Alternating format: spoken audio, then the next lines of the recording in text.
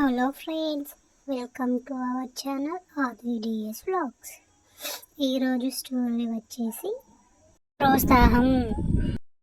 ఒక వ్యక్తి కారులో ప్రయాణిస్తూ కొండలు గుట్టల మధ్య దారి తప్పిపోయాడు. రహదారికి పైకి రావాలని ప్రయాణించి ప్రమాదవశాత్తు ఒక ఊబి గుట్టలోకి చిక్కుకుపోయాడు. అతనికి దెబ్బలేమి తగలకపోయినా అతని కారు లోతైన బురదలో కూరుకుపోయింది.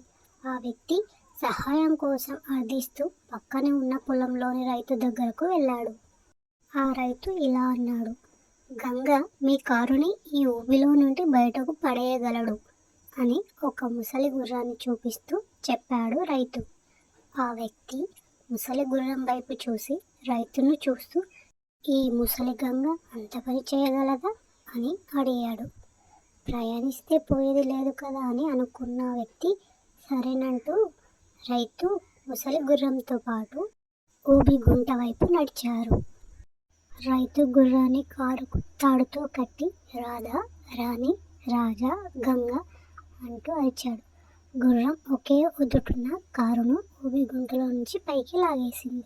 ఆశ్చర్యపోయిన ఆ వ్యక్తి రైతుకు కృతజ్ఞతలు చెప్పి, నువ్వు గంగ అని పిలిచే ముందు అన్ని పేర్లు ఎందుకు పిలిచావు అని అడిగాడు. రైతు చిరునవ్వుతూ ముసలిదైన గంగ ఒక్క గుడ్డి గుర్రం, దానితో పాటు మరికొన్న గుర్రాలు కూడా కలిసి పనిచేస్తున్నాయంటే అది ఆ పని చేసేందుకు జంకదు.